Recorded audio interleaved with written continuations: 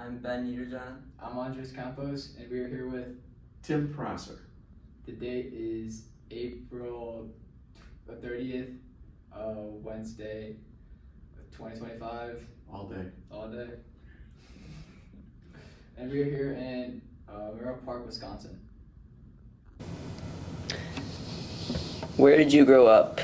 I grew up in Shaker Heights, Ohio, which is a suburb just southeast of the city of Cleveland, borders on the city.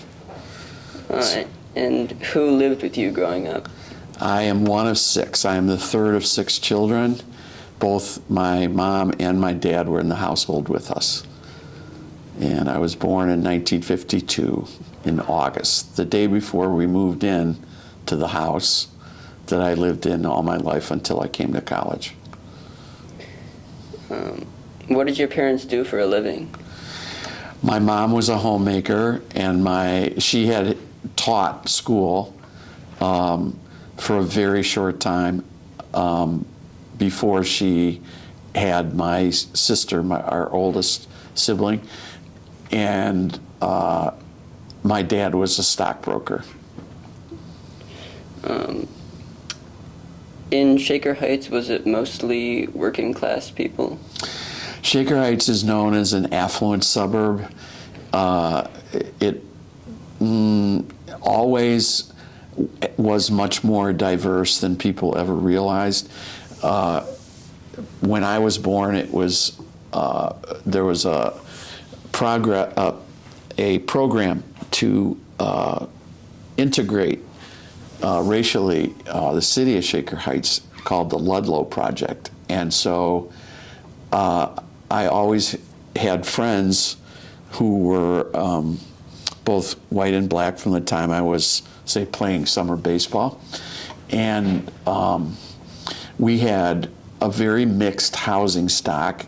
Shaker's known for its mansions and beautiful little lakes and things like that. But so it has that very well-to-do, very wealthy, very financially secure element, but it also has folks that are working for a living, and always did. Was faith important to your family growing up? Was faith very important. We were members of St. Dominic Parish.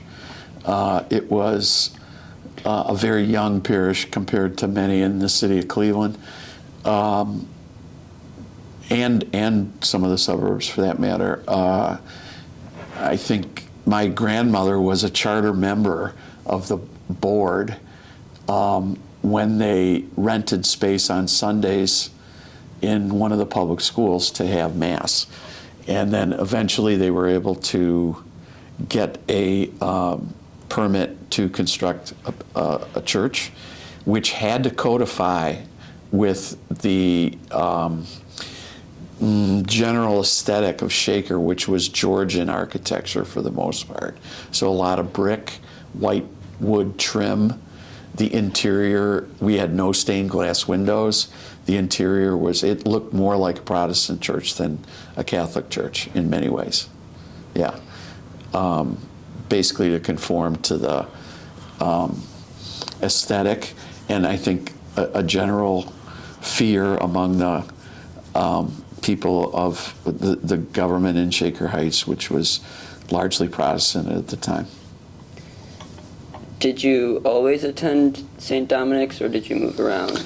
I attended Fernway Public School, which was a Shaker public school, and that was for kindergarten only, and from first grade on, I was in the parochial grade school.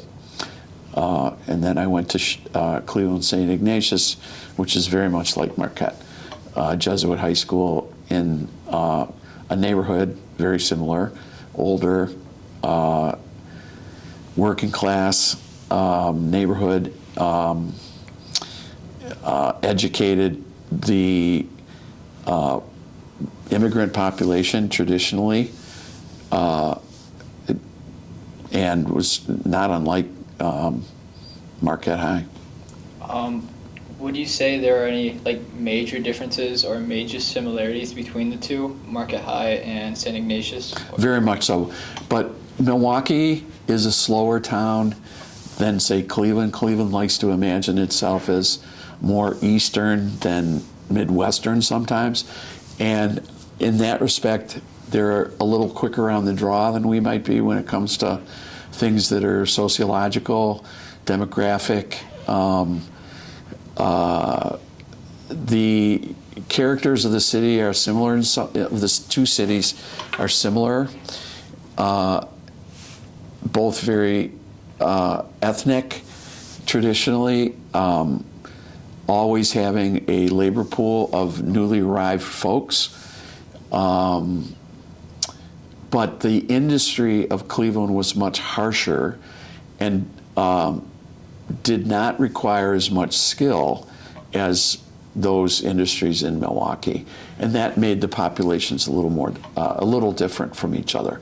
So Cleveland had the steel mills. You did not necessarily have to have skills to work the steel mills.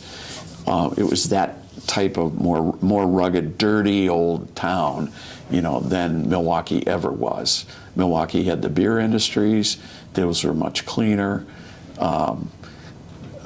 Maybe the only rough industries that compare were Milwaukee had the tannery industry for the longest time.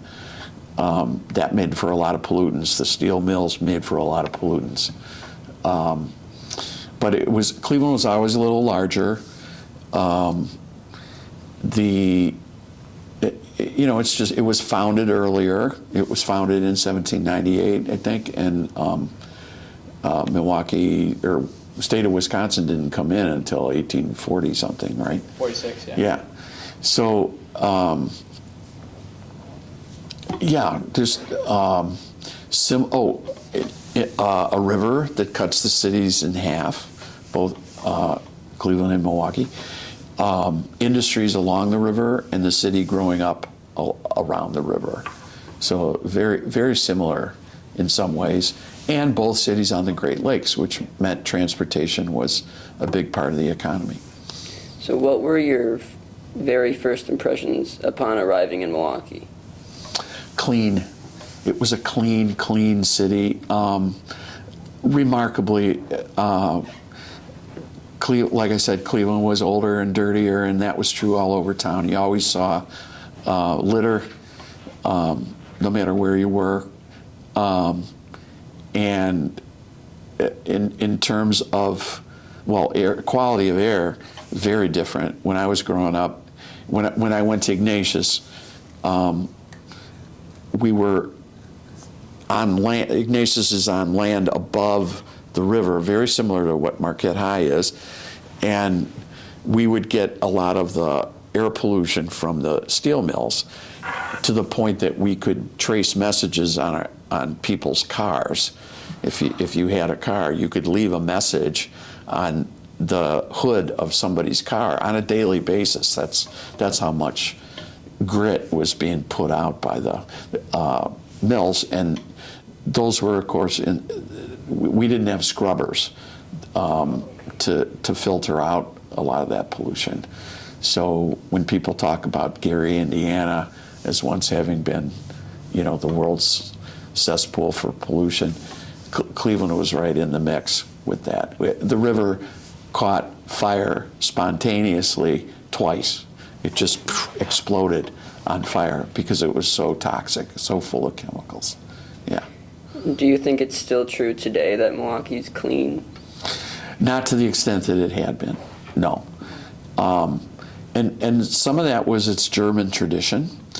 Some of it, I think, was its socialist tradition, in that you employed workers to keep the city clean, whereas many other cities, they always employed people for street sweepers and things like that, but not to the extent that Milwaukee, I think, did as a tradition. Cleanliness was next to godliness, and it really showed in this town.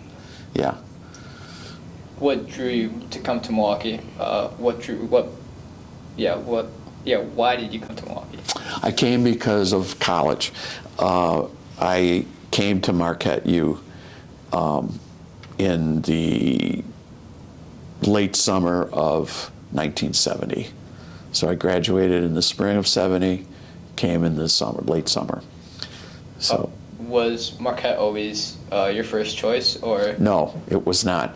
I was an absolute fool and did not get much guidance at all when it came to college applications. So I put my eggs all in one basket and did not get admitted. I had hoped to go to Miami University of Ohio, Miami of Ohio in Oxford. And in retrospect, I'm glad that it worked out the way it did. I'm very happy to have been here, and I feel fortunate to have come to Milwaukee when I did. But at the time, I was crushed the second semester of my senior year, and I even went down to Miami and appealed their rejection. And the guy looked at my record and said, everything's great with the exception of your score in the ACT in math. He said, and on that basis alone, we can't admit you. And I begged the guy. I mean, I was just a wreck about it. And he said, no, you know, you've got extracurriculars, you've got interests, you've participated in your school, you're great, your average is good. We had percentage averages at that time. But he said, we just can't admit you. You know, that was it. And there was no budging. So, yeah, I had to start over, and there was a Jesuit back at high school, back at Ignatius, who just kind of said, don't worry, Prosser, we'll figure this out. And knowing very little about Milwaukee or Marquette, I put my trust in one of my sister's friends who had attended here and loved it, and loved Marquette. And I always loved Susie, and Susie kind of steered me straight and gave me a lot of confidence coming here. So, yeah. What are some of the challenges you faced during college? Back in the day, my first one was finding a room.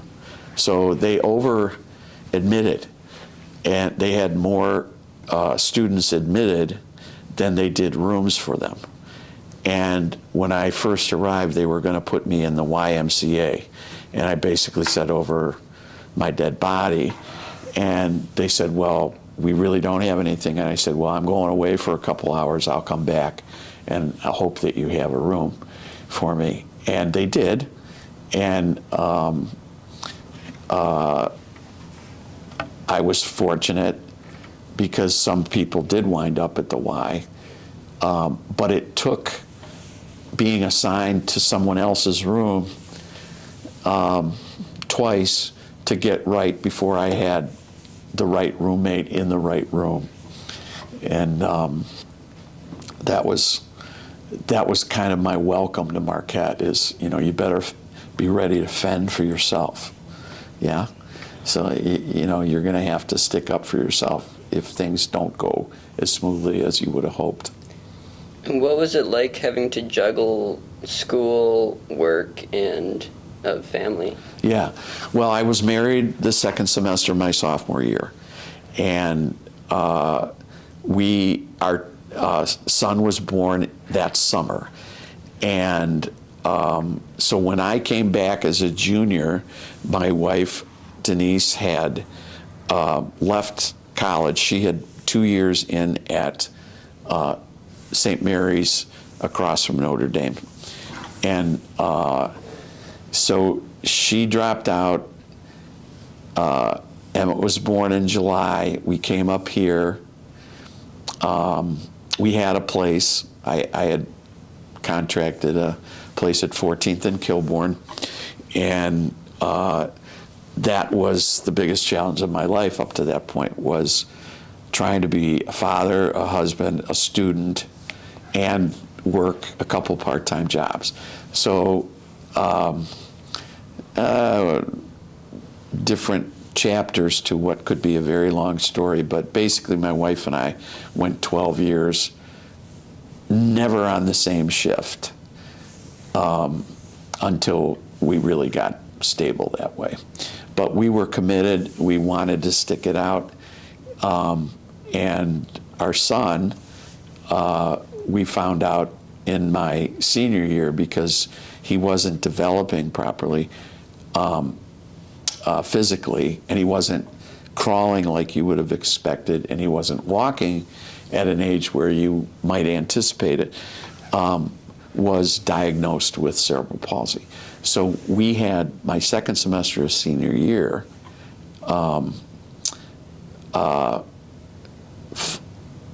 going to physical therapy and basically learning how to care for a disabled child who was at that point 1.5, no, let's see, maybe 2 years old.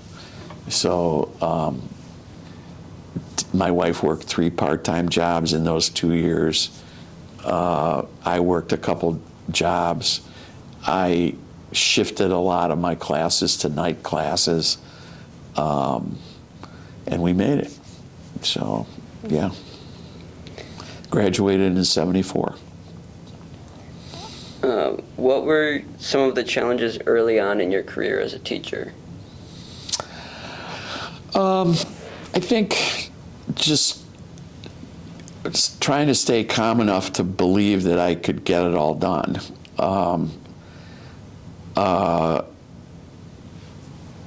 I had my student teaching in the city of Milwaukee at Steuben Junior High School, and I started there volunteering as a junior in college, and senior year I did my practicum at Washington High School on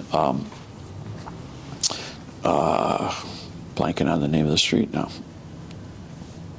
Anyway, Washington was a very large desegregated high school with a long tradition of very strong academics, and in the 70s it had started to decline along with some of the other city schools, but it was going through some real pains, and I had taught there second semester, and I had excellent cooperating teachers, supervising teachers. And I came away from that experience thinking, well, if I can teach at Steuben and Washington, I can teach anywhere. If I can hold my own there, I could. And so that gave me the confidence I think I needed.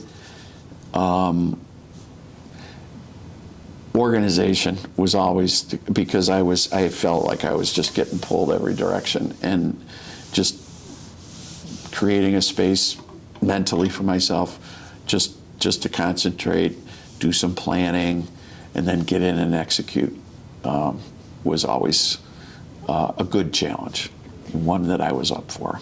And what was your first job after college? First job after college was actually a teaching job at a reading center in Cleveland. My boss, the guy that hired me, so approaching graduation, I had I could have gone to get a master's in reading. I was looking at reading, teaching reading as a profession, and to really do that well, you had to get either experience or a master's or have both. So I opted to get experience rather than, I had 3 places that would have taken me on scholarship, and I was close to taking one at Bowling Green University in outside of Toledo, Ohio. And I took the job instead, and the job was it was going to be a first-year private school for kids with learning disabilities.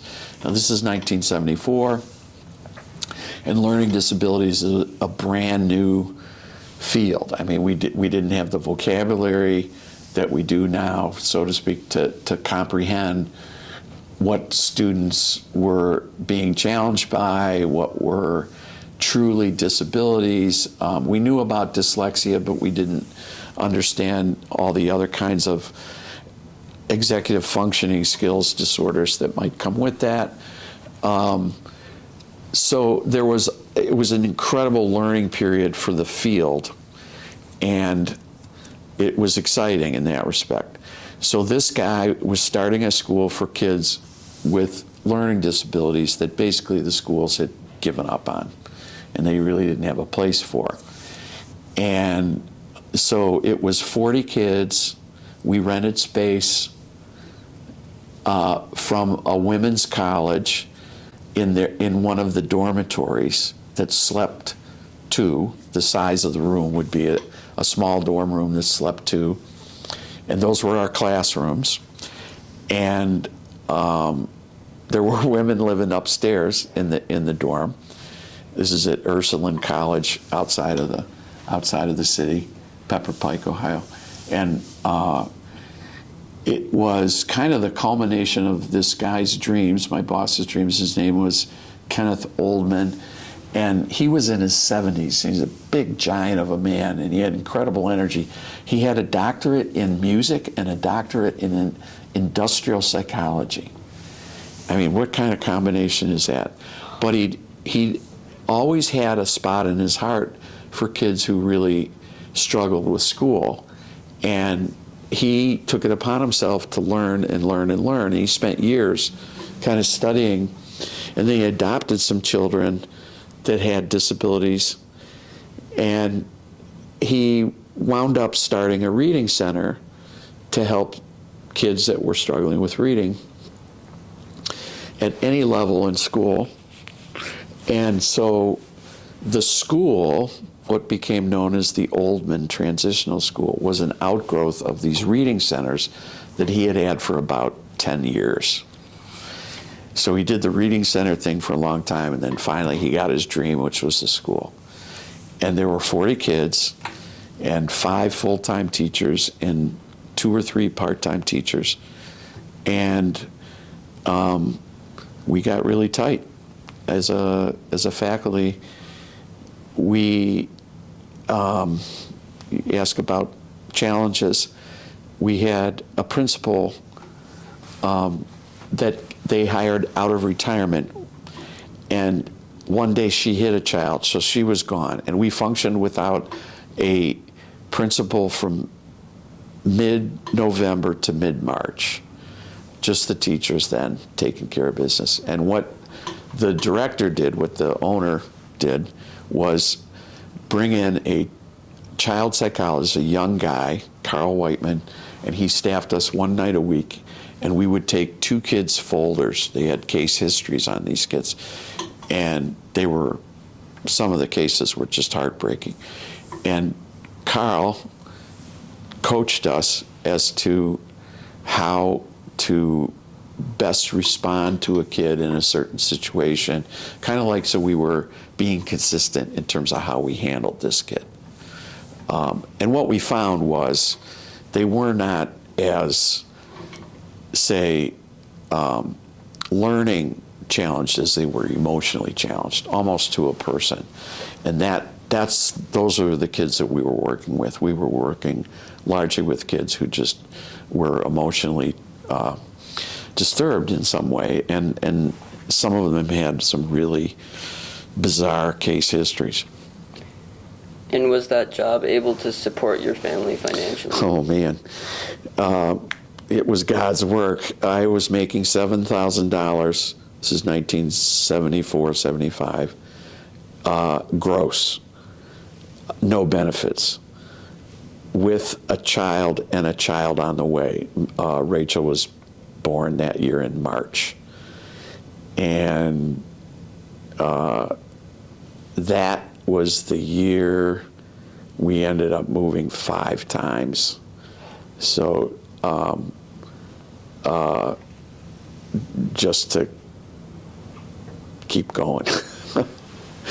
Yeah, and that was a terrible kind of challenge. The moving was really the biggest upsetter. So I worked that second summer for the Reading Center school, and had worked that second summer. I interviewed with some other schools.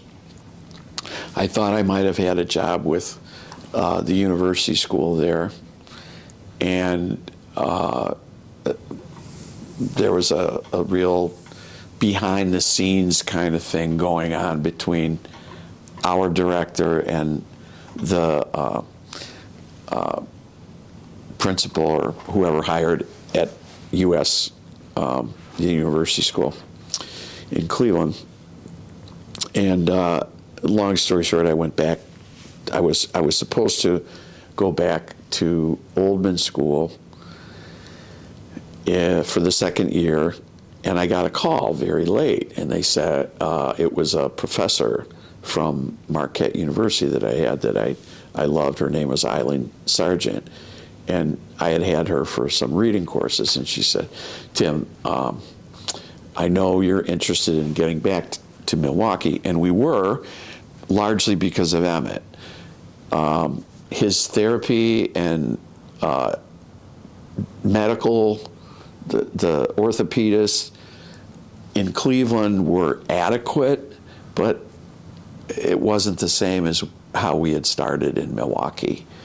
And we knew, we were young, but we knew that in terms of Emmett's future, we would have been better off in Milwaukee. And there were other things in play that made Milwaukee attractive. So Eileen said, if you're interested, call MPS tomorrow. And she said, the last I heard, they had 9 openings. So I did. And I wound up in a 3-way conversation with Milwaukee Public Schools and Madison, the DPI, Department of Public Instruction, and me. And Madison, MPS needed to know from Madison whether I had enough reading credits to be hired, legitimately as a reading teacher. And I did, we found out, and with the expectation that I would work toward a master's in reading if I were going to continue in reading. So I was good to go via the phone call. And now it was, okay, do I take the job in Milwaukee or do I go into work this year here in Cleveland? And I wrestled with it, and I just found I had to go to Milwaukee. There was no getting around it. And I've never looked back. I've never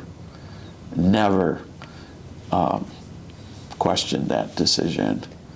And it was the best decision I've ever made, short of marrying my spouse. Yeah. So, so here I am in Milwaukee, and they wanted me to select a school, and I didn't know that much. Even after 4 years at Marquette, as a college student, I wasn't as familiar with the city and its workings and all that, as much as just a college boy. So I really didn't have a good handle on what they were offering me, and so I said, assign me to the school that's been, all of the schools were going to be challenging appointments, because in those years there was a lot of change taking place in neighborhoods and such, and the schools, there were a lot of fights and all this kind of stuff. So I thought, oh man, give me something that's stable. So I said, what school is in the sector of the city that is the oldest part of the city? What's the oldest part of the city? And they kind of looked around like, what the heck kind of question is that? And somebody said Roosevelt. Oh yeah, there's like 5 guys talk about duplication of services. There's like 5 or 6, suits talking to me at the table, you know, and oh, Roosevelt, oh yeah, 6 guys, oh, Roosevelt, yeah. So it's at 8th and Walnut. I said, that's the school I want to be in. And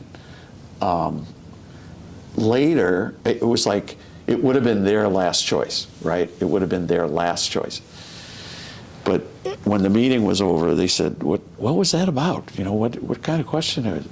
I said, I want to be somewhere where there's a degree at least of stability, you know, that if things aren't just up for grabs for the first time. I'd rather be somewhere where people know who they are and they know each other and all that kind of stuff. Oh, that kind of thing. So I had 5 years at Roosevelt. In 5 years, we went from being an overcrowded, all African-American junior high of 7th, 8th, and 9th graders to a desegregated, overstaffed middle school of 7th and 8th graders.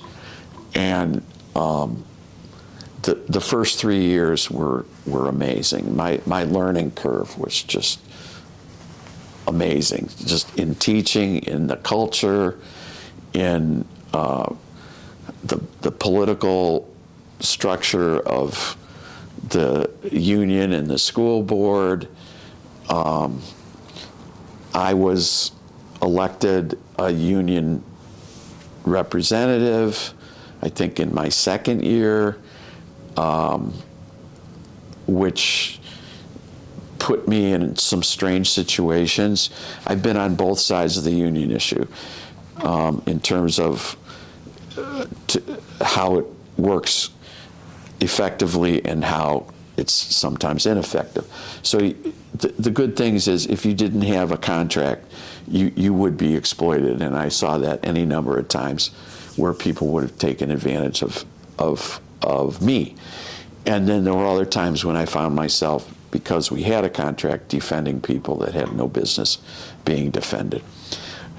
Similarly, I've been involved with, when I was here, as a college student, I was working for the Meat Cutters Union. I was one of my jobs was to go in and hose down the meat packing plant at 13th and Canal.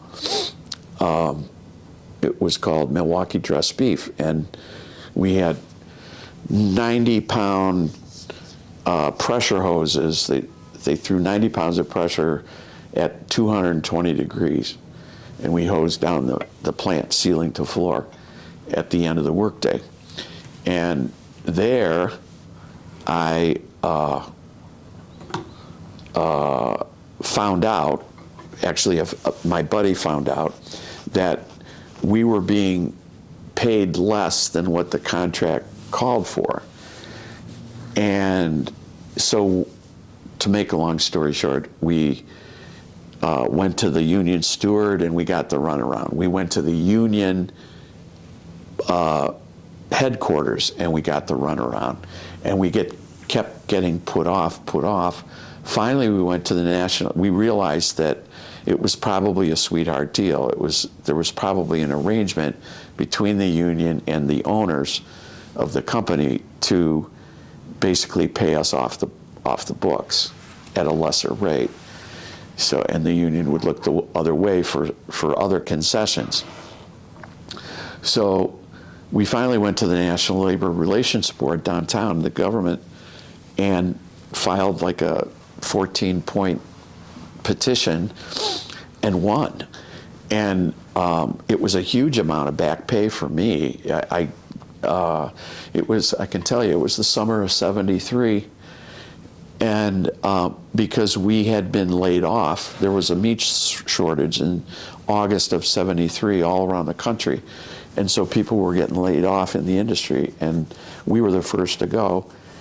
And when we settled, we had to settle at the company with the NLRB and the union and the owner, and we got our checks handed to us and told, "You'll never work in this business again." And I was like, "Thank you, I don't ever want to work in this business again."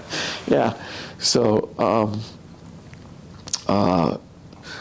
I was learning at a very young age that you had to fight to take care of yourself and your family. You had to do certain things to stand up and not let folks run over you. And that was true in the classroom too. So at Roosevelt, I'm very proud to say I was moderator of the drill team. Did I tell you guys this? And we were the first group to desegregate the St. Patrick's Day parade because I thought it was natural. We had green and white uniforms. And when I say drill team, it's more like a group of guys that are doing Michael Jackson moves. It's like step dancing in the historically black colleges and universities. It's a cultural thing, and we had competitions in the schools and everything, and it was a big deal to be a member of the drill team. And the only instrumentation we had were a couple snare drums and a bass drum. So it was made for a parade. But then we had these competitions. That was one thing accomplished. But by the fourth year, we had gone through 2 strikes, the desegregation plan, which meant our school was basically busted up. The faculty was busted up. I lost friends that way, and it just wasn't the same.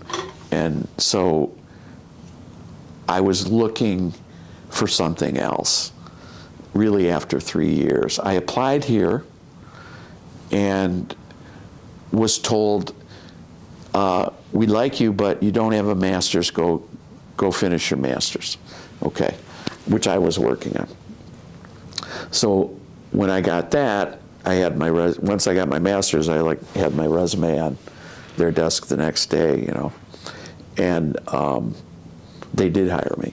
So I've been here since the fall of 80. They hired me in July of 1980. Yeah. And how has Marquette High changed since you started to now?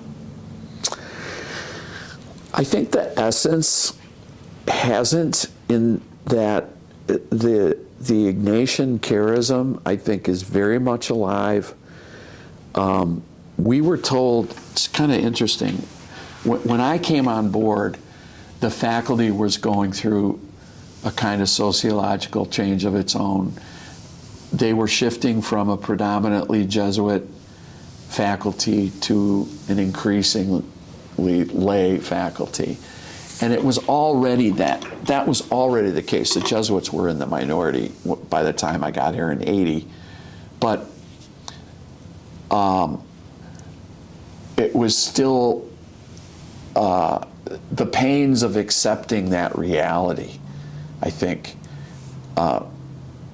There was a sense of loss in the Jesuit community, and we were the ones that were stepping into what had been their roles for a very long time. And as teaching faculty, not necessarily as priests, right? But we were told by our Jesuit principal as early as, I would say, 82, I'll never forget this, Father Bill Dorn said to the entire faculty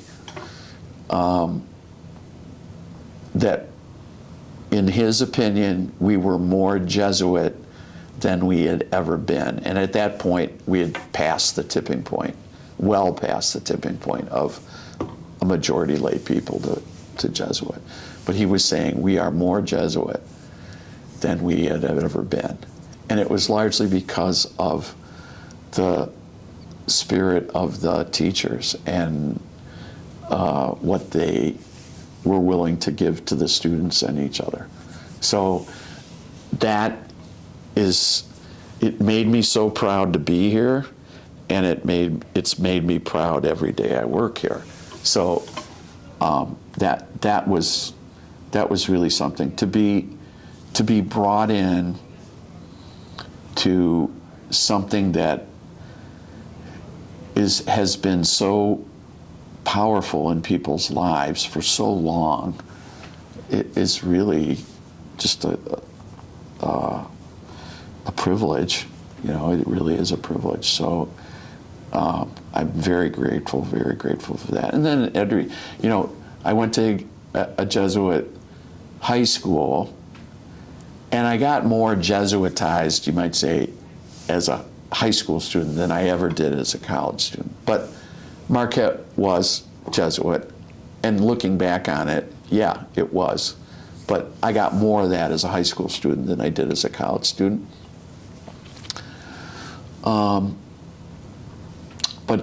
But coming here and being entrusted and being invited into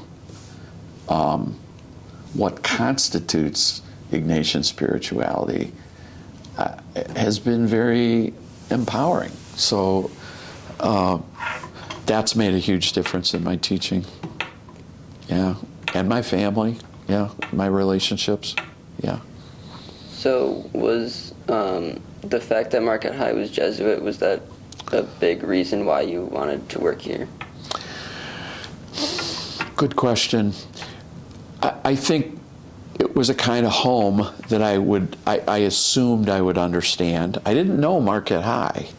The only contact I had with Marquette High when I was in college was I came up here for a concert. They actually had a concert in the gym. She was a big name at the time. Her name was Laura Nero. But they had a few concerts up here. I think they might have also booked Richie Havens. I don't know if I might have seen Richie Havens up here. So there, one, if not two concerts. That was the only way I knew about Marquette High, and I knew they had a good basketball program. That was about it. And so when I applied here, it was largely because I got word of it from a friend, Chris McGuire and Rich McGuire, her husband.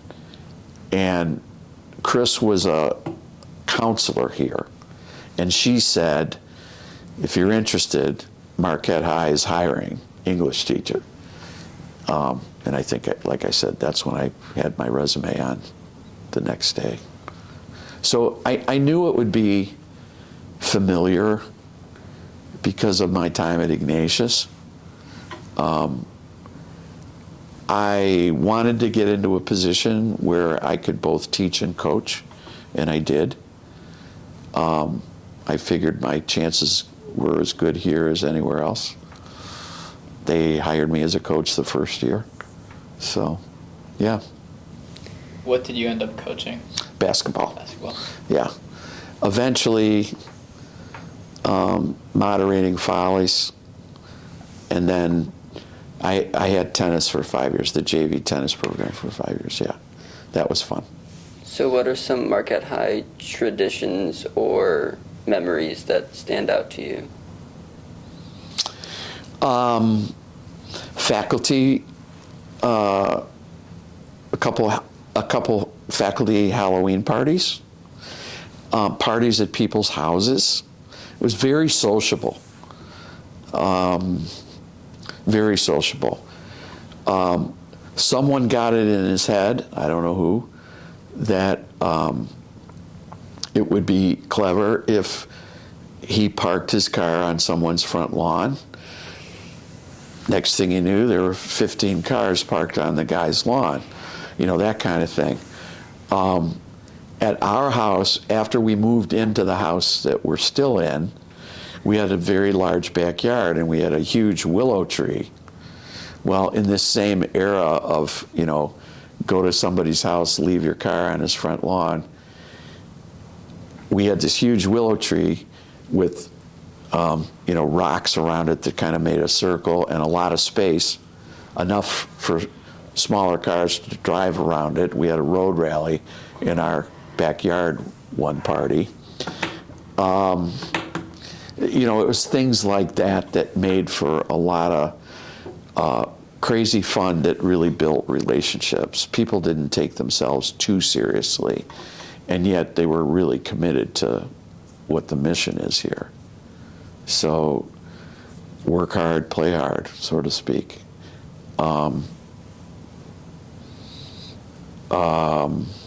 What's changed?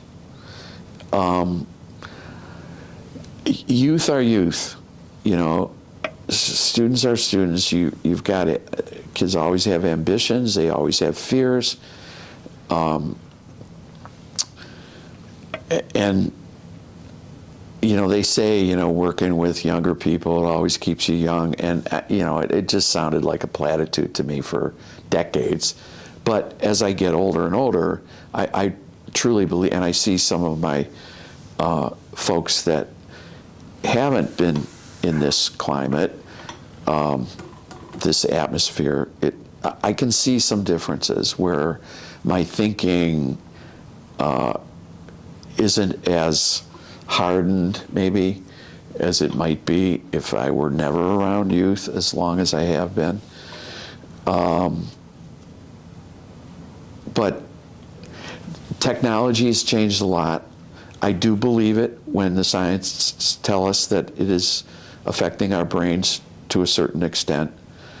I think the trick as we go forward is to really, in education especially, and just our relationships with other people, how do we use it in a way that is constructive and builds us up rather than tears us down? And how do we use it in a way that we keep ourselves honest, that we keep our integrity, and simply not keep passing off work that is really somebody else's, not our own. So I think those are going to be the biggest challenges, and how we raise children to take pride in that is, I think, going to be one of the challenges, because it's so easy. It's just so easy to get it like that. Yeah. So that's actually worrisome for the people that taught and aren't teaching anymore. I think the younger teachers have a better handle on that. I think we'll get it right. I hope we get it right. But it's going to demand a lot of honesty on the part of the people we educate. Yeah. So. Would you say there was, or how was your transition from teaching at like public school like Roosevelt and coming to Marquette? Well, it's two different worlds. When I first came here, it was like I'd only worked the extremes. I mean, my first year were those kids that were truly, emotionally, they were just falling apart in all kinds of different ways. I had one kid that, you know, we were in those dorm rooms, there was like a closet, a women's closet. He went in the closet one day and sat and sucked his thumb for 2 hours. He was catatonic. I mean, he was truly catatonic. I had another boy that jumped out a window. It was very extreme, you know. I had a boy who was caught red-handed with marijuana, selling and using, and we knew this kid had some real serious issues where dope was involved, and the father was a very prestigious doctor in the city of Cleveland, and he had his own clinic and everything, and he was kind of a name in the city. And I explained this to him on the phone, and he said, well, the only time I can meet with you is at midnight. I'm a very busy man. And I called his bluff. I said, well, we'll meet at midnight then. And he had to come in and talk about his son. And he didn't want to do it, you know, and that was part of the problem. You know, he just wasn't engaged with his own kid.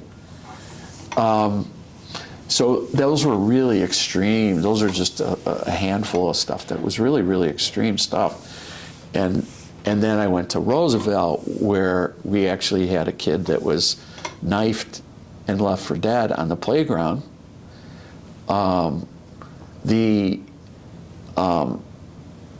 The second day at Roosevelt for me, so I'm a virgin, And they put me on lunch duty, right, with Willie Weaver, who's a very savvy, very experienced guy.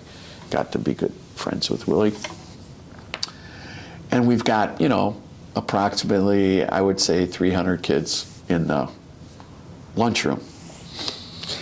And, Willie and I are just kind of standing around talking the way prefects do. And all of a sudden, not too far away from us, girl stands up. They had those benches, kind of like you guys have downstairs, the bench with the table. And she stands up on the seat, and then she stands up on the table, and she takes a flying leap at a girl with her back to her sitting at another table and pulls her to the ground. And when we separated them, the girl who jumped had a meat cleaver in her hand. And we're right there. Willie and I are right there, and Willie's got the girl's arm with the knife in her hand, the meat cleaver. It's a serrated, thick meat cleaver, and he takes it from the girl and he looks at me and he says, "Welcome to Roosevelt, man." And I mean, extreme, right? Extreme. We would have kids that came up from having picked crops in the South.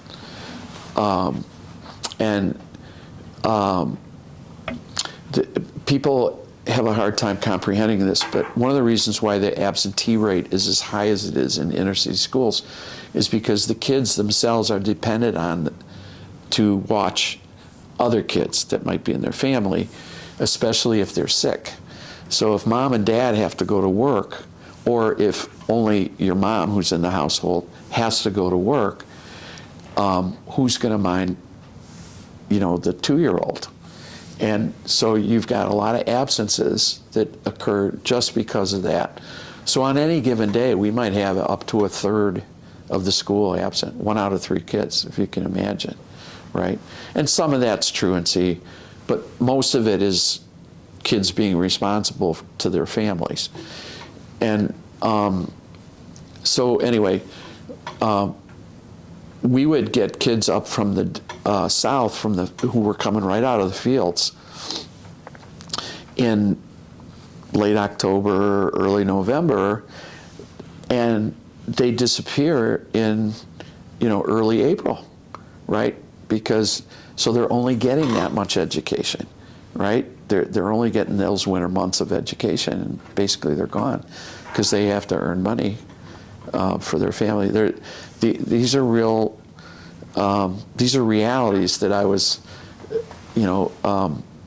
trying to comprehend as a very young teacher.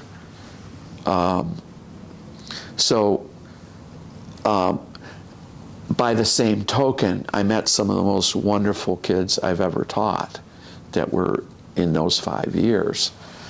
And some of them did very well for themselves in the city. Others wound up in the newspaper, just tragically. So my 4th and 5th year, I was basically tutoring this one boy a couple hours, or maybe an hour every day for a couple years. And he couldn't read.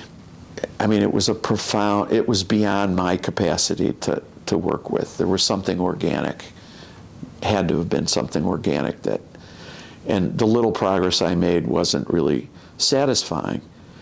And I would say, and he would be gone like on a Monday, and then he'd be gone on a Friday, and it started being a pattern. I said, "Demetrius, what's with Friday and Mondays off?" He said, "Well, I travel." I said, "What are you talking about, travel?" He says, "Well, my uncles and I, we play pool." I said, "What do you mean?" He said, "Yeah, we travel around and play pool." I mean, he was winning big money on the weekends playing pool in places like Gary, Indiana, and Detroit, and wherever there was stakes money. but he couldn't read. It was just tragic. Yeah. And then you get exposed. Some of the teachers that befriended me showed me the inner city of Milwaukee in ways that I never would have known if I hadn't been open to being their friend, you know. So there was all of that taking place. So coming here and working with these, for the most part, in those years, for the most part, privileged, very well-educated young men, it was just night and day. And it came with its own set of issues and problems, you know, the spoiled boy syndrome and all that. But I remember having had to be tough at Roosevelt. I came, one of my first weeks here, I came through the B&G, and they used to have picnic tables down there. And the kid was sitting with his feet on the seat and his butt on the table part. And I made a big deal of, you know, get your ass off of there, you know. And he looked at me, and he was this big, strapping, I didn't know at the time, football player, you know, star lineman and all this. And he looked at me like I was out of my mind. And you know, it was kind of like within 2 weeks' time, I knew that I shouldn't be making such a big deal out of something like that, right? You know, it's, you adjust and you adapt to your clientele. Yeah. So. Were there any students that kind of stood out, or any people that were like children of famous people? Or, yeah. Here? Yeah. Many. I mean, our parents are impressive people. The stories that we find out sometimes about families and what people have made possible or achieve. I'll give you an example. This probably was late 80s. I had a student, and decent student, and I just remember I hit it off with his mom pretty well. She was real sharp. She turned out she was an attorney, and one of her interests was people in jail who had been falsely accused.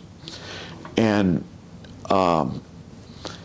she was here, but I think she was from Texas originally, and she was working with inmates in Texas on a couple cases. And it kind of opened up a whole world to me. And she eventually relocated to Texas and was part of this effort that freed all kinds of people on, you know, DNA evidence that had never been put into trial, and all this, people that should never have been put in a prison cell, that were completely innocent, and she managed to get, and she was working with some people on death row. That's what really got to me. So at a certain point here, when I was looking, you know, it was some years after that, but I was looking to plug in somewhere, you know, to do more with, say, the Beatitudes, you know, to rather than just be present to you guys and teach and all that, just to really do something of my own for somebody else. And I got involved with St. Ben's. So the Capuchins, who sponsor St. Ben's, run a prison program, for lack of a better phrase. I don't know what they call it exactly. But they pair people up with inmates. So I started visiting this guy, in the county jail. And I did it for a couple years. Eventually he got transferred upstate to a higher security prison, because it's amazing how slowly things can move in the legal system.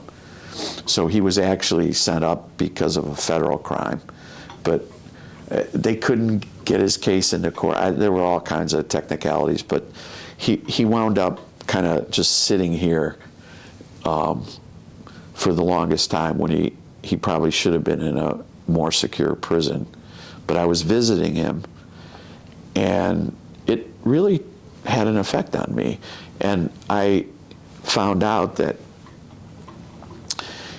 he never had, he was one of these kids that just never had a chance. He never had a chance from the time he was little, and wound up in a gang. He had no parents to speak of. There was like a grandma type woman down the street that basically raised him. This is in the city of Chicago. He wound up in the Blackstone Rangers.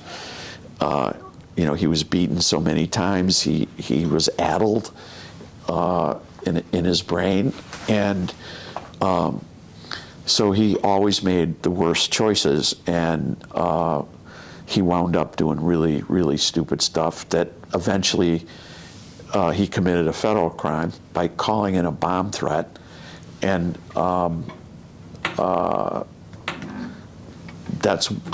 think that's how they got him. They finally, he had a prison record, you know, as long as your arm, but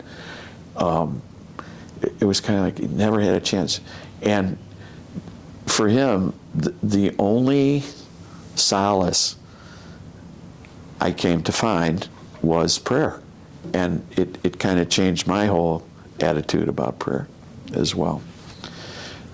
And it was all because of being in that moment. You know, you're putting myself in that moment with somebody else. Yeah. Students, there's so many amazing students that come out of here. One of the things that strikes me about here is you guys do all these amazing things that aren't necessarily school related, that we never hear about. Like, there's a kid who's a junior who's a Golden Gloves champion boxer, right? Or there's kids that I'm teaching that could take a car engine apart and put it back together. It's like, would you work on my car, please, right? I mean, there's all kinds of stuff. Guys that do gymnastics that we never hear about because it's not a school-related sport. Just all kinds of things like that. I wish we had a better network, some kind of clearinghouse to gather that information, because I think we would be, in some ways, a stronger community if we knew what our resources were, especially when they're student to student, you know, because I know there's students that would like to know someone who's got this interest or whatever, and we don't have a way to really get them together. That's kind of a project I think would be awesome for maybe a retirement project. I don't know. You say that we have a lot of students that do a lot of things behind the scene, but same can be said for you teachers. I know you really into music, and Sean. Well, that's kind of you, but it's true. There was a lot of talent on that stage. There was, yeah. Can we talk about how you got into music and how you saved rock and roll? Oh yeah. Okay. You wanted to hear about that? Yeah, we did. Yeah. Are you sure there's no other questions you want to ask? Because I've been doing a lot of talking. Okay. Music. So my dad always liked it. His tastes ran more toward pop and jazz. My mom was more classical. But we had music around us. And I had an older sister and an older brother, and they loved the radio. So by the time I was 5, they had gotten my folks had gotten my older brother a beginner's drum set, a snare, a bass drum, this little 10-inch cymbal, and I think a wood block and a cowbell. So they put it in the attic, and Mike would go up there and put the radio on and play with it.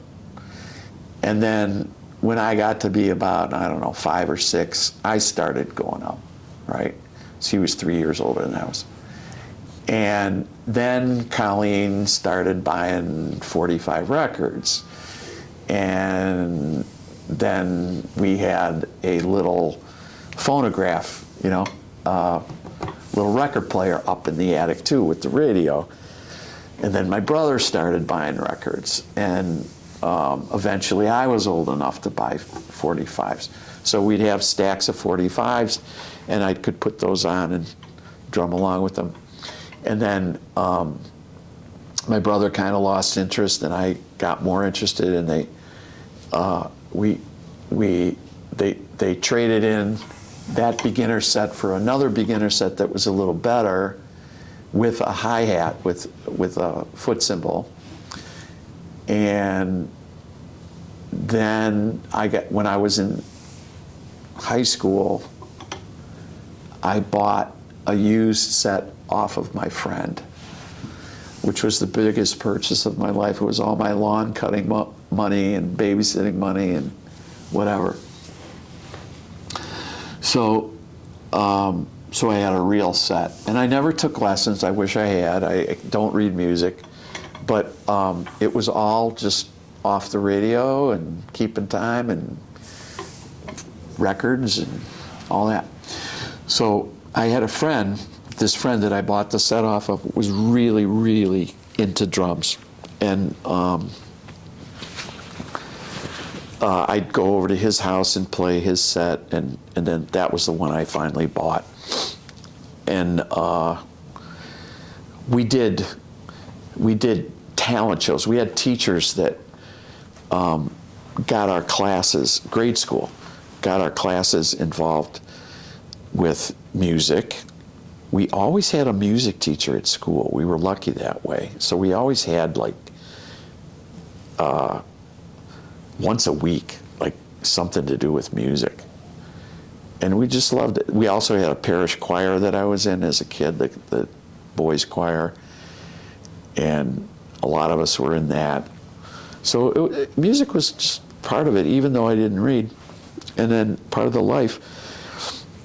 And then rock and roll, man. And I'll never forget the Christmas of, I think, 65 or 64. It must have been 64. The Beatles came out with their first album. My sister got it, and it's like life changer, right? And then Chubby Checker was right in there too, with the twist. And what had been a kind of real mediocre, schmaltzy kind of rock and roll all of a sudden became much more interesting. And Chuck Berry and all that kind of stuff. So then the band scene started. And we had our own little grade school band with a couple trumpets and me on drums, and I think we had a bass, or Chris Balser played chord guitar or something. And then this talent show thing, and then high school, not really a band. Just play every so often. We'd play at somebody's house or something, you know, just for kicks. And in college, I got involved with a band, and we were actually pretty good. We played Beatles standards and Beatles tunes and jazz standards. So we were a trio. There was a bassist from New York, Pudge, me on drums, and Danny Scanlon, who was a bona fide pianist, just brilliant pianist. And he had been in a fire when he was a kid. And it must have been horrible, because he was he was scarred. He was really scarred, his face and his hands. And for therapy, when he was a kid, the doctors told his parents, have him play piano, have him learn how to play piano. So his father basically chained him to the piano. And so Danny grew up with this love-hate relationship with the piano because he was really talented. But it was kind of like, you keep playing. So at this point in his life, he wanted to play. And so we put on little shows around campus, and we actually played the Pabst Theater. It was a dump. This was before it was renovated and everything. And if you can imagine, they rented it out for parties and stuff. I mean, it was that dumpy. It was falling apart. And they gave MarquetteU, MarquetteU rented it for its own talent show, and we were the house band for that, and we played at some dorms and just had some fun with that. When I got here, I learned that there had been this tradition, once or twice they'd had a faculty band, rock band, and they'd had a lot of fun with that. And I thought, that sounds like a fun thing. And there was enough folks that played something that maybe we could pull it off. So we did it. I think the first one was maybe in '83. The Facebook page said 95, but it was, Mr. Cleary said it was more like 83 because he remembered it as a student. And we did it a number of times. And then we got to a point where we should try to do this every 4 years so that a student could at least have the experience, right? So that's what we've been shooting for in recent years. And we were going to do it the year of COVID. That group lost out. There was a stretch in there where maybe 6 years we didn't do it. And then you guys got it twice, didn't you? Yeah. Yeah. So I think we did it 2 years ago, maybe? Yeah. So Our freshman year. yeah. And it's just fun for everybody, right? That's the whole point. So, but music, and then with the whole rock thing and the youth movement of the 60s, I mean, it was really part of our culture. And you went everywhere to see bands. And you knew the bands around town. We grew up with a lot more dances on the weekend, mixers, where you just show up and, ask girls to dance and stuff, not date dances. You just show up and listen, have great music and dance. And so you knew all the bands and you knew the people in the band. I mean, they were like your friends from high school and stuff. I was never in one. I wish I had been. But that's what it was like. And Cleveland is a music town. That's one of the reasons why the Hall of Fame is there, and the Rock and Roll Hall of Fame, is there. Supposedly, the phrase rock and roll was coined by a Cleveland DJ. He was the first to really say it. And this guy, his name was Alan Freed, and he used to have these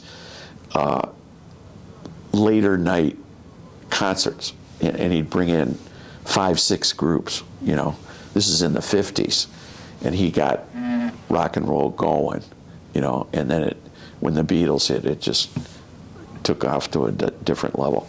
So yeah, and then, I mean, I've seen all those folks that were of my era. I mean, I saw everybody from, like I said, Richie Havens, Laura Nyro, Pacific Gas and Electric, Frank Zappa and the Mothers of Invention, James Brown, The Doors,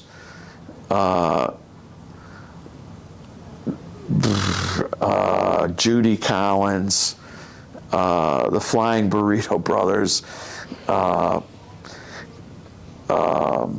Procol Harum. I mean, just Led Zeppelin, just band after band. When I saw Led Zeppelin, I was working for the theater that put it on. It was the night of the moonwalk in 1969. And they were it was at Music Carnival. I was parking cars. And Cleveland Music Carnival was a canvas tent in the round that held 2,500 people. There couldn't have been any less than 6,000 people there that night. They were like 2 and 3 to a seat. And people roaming around the place. No police control, no crowd control, nothing. And I looked back online for the cost of a ticket that night, $4. $4 to see Led Zeppelin the night of the moonwalk. So it just, that gives you an idea just how the industry has just exploded, right? So, I mean, now tickets come up, you got to go through Ticketmaster, right? And you're going to get scalped, and it's just horrible. You're paying hundreds to see somebody who's big. It's ridiculous. So, yeah, $4. So we could. I mean, you had to have $4, but $4 was a lot more in reach than $45, right? So you could do it.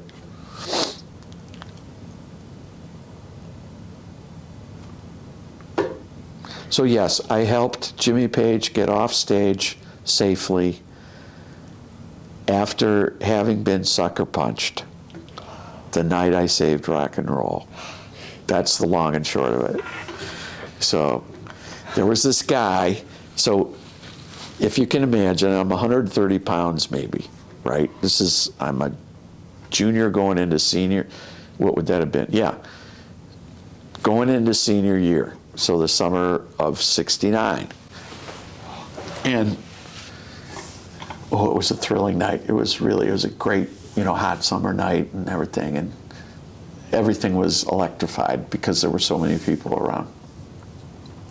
And Led Zeppelin was just skyrocketing. Like by the day, their reputation was taken off.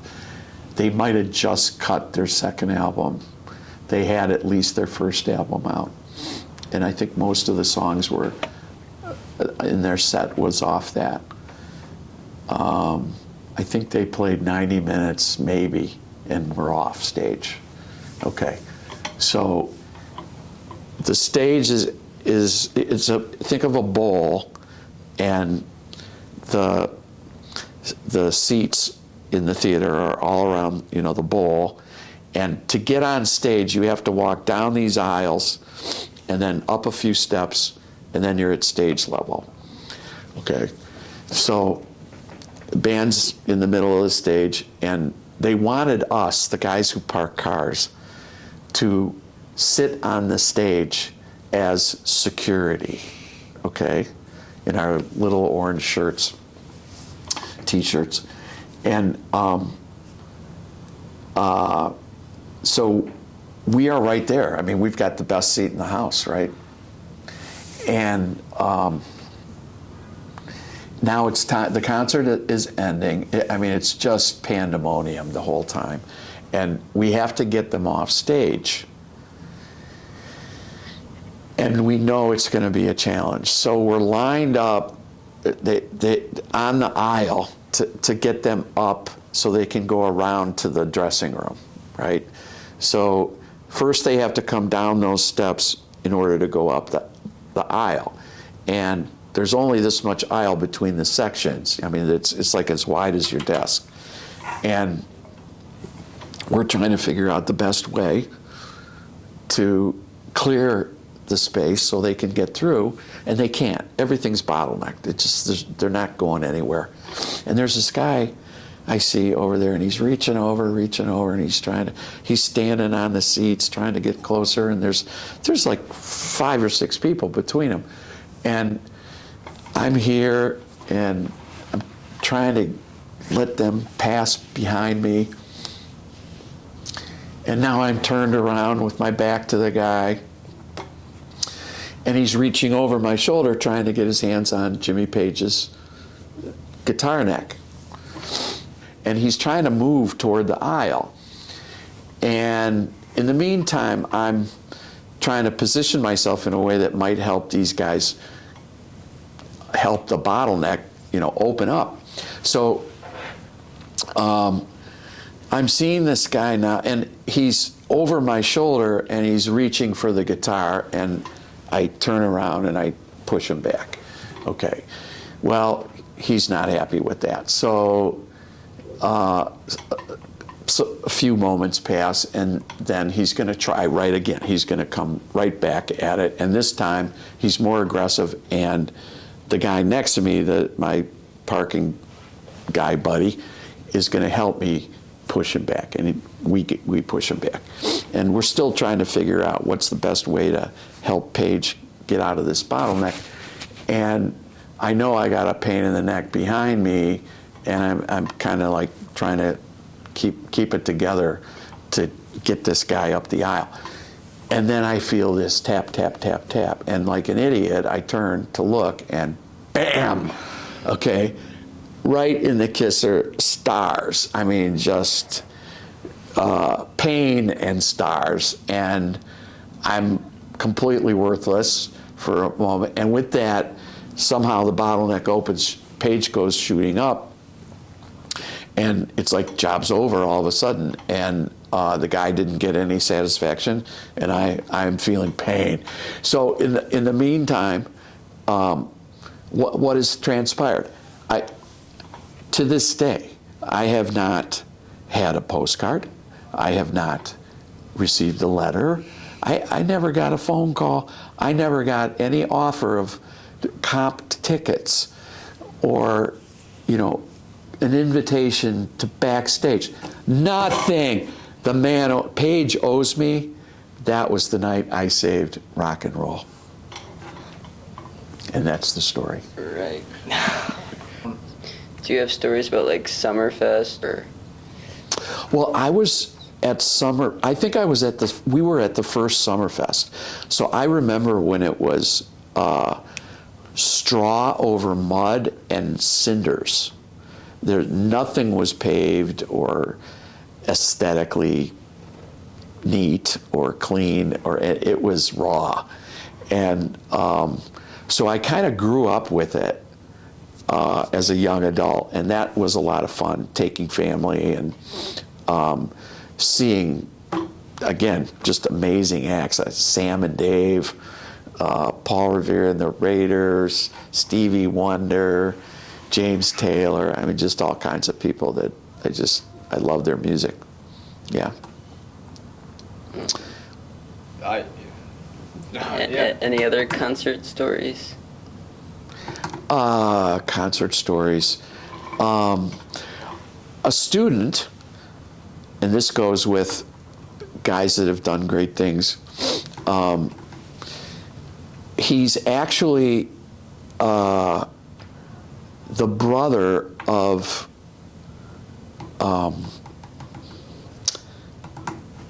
Julie Fleming. Blanking on the last name.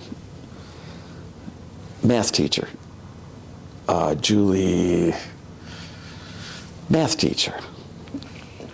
Come on now. This is embarrassing. I'm blanking, and I know the family so well. McDevitt. Miss McDevitt. Okay, you got to promise me you edit all that out. Okay, please. All right, so Mrs. McDevitt's brother, John Fleming, was a student of mine. I think he was the first class that I went with through 4 years, the first 4 years. So freshman to senior year. Coached him as a freshman, taught him as a freshman, had him again, I think, as a senior. We got to be friends. So we stayed in touch in the years afterwards. And he was a Kinks fanatic, okay? And every opportunity he had to bring up the Kinks when he was in school, he did. Well, anyway, I think he graduated from college, years passed, and as a young adult, he's back in town and he's with some friends, and he says, "Would you like to go to the Kinks concert?" I'm like, "Yeah, I'd love to."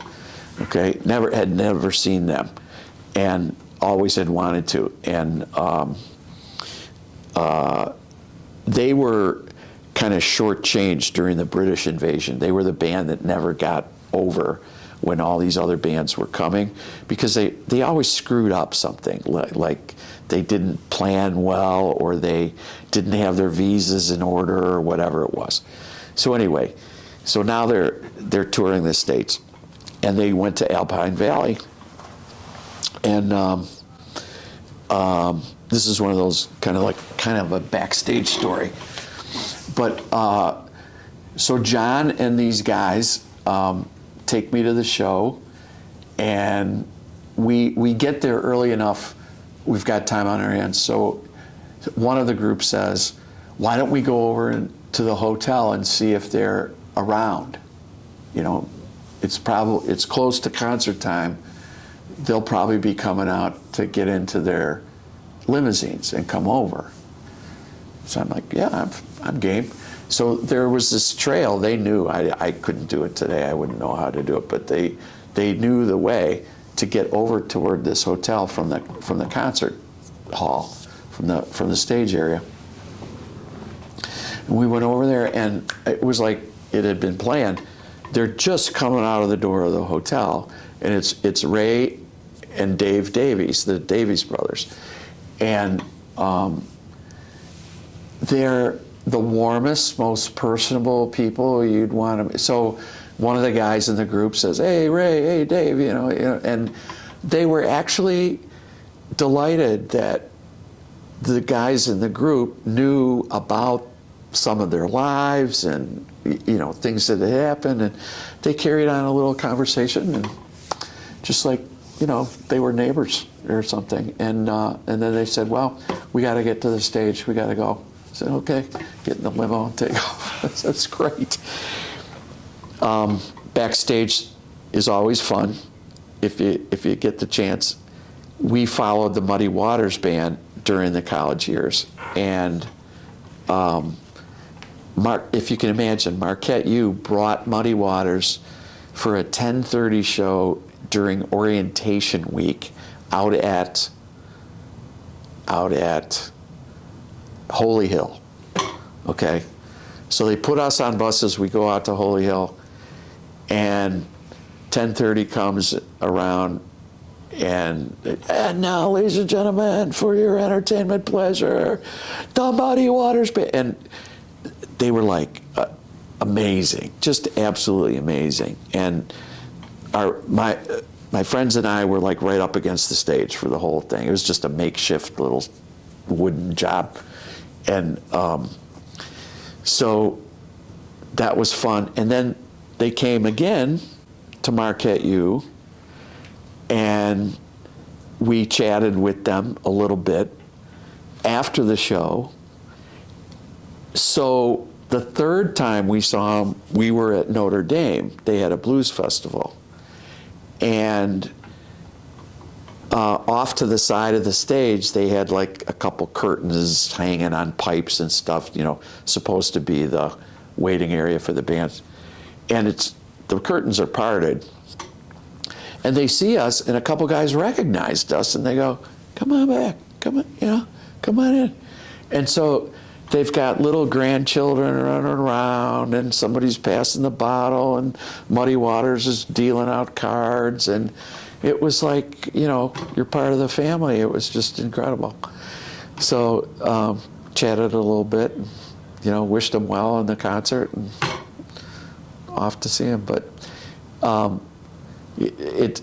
to see anybody who, you know, is anybody who's put in front of the public as a kind of celebrity, just doing the ordinary things, it's just a real gift, I think, to just see folks being folks, you know. Yeah.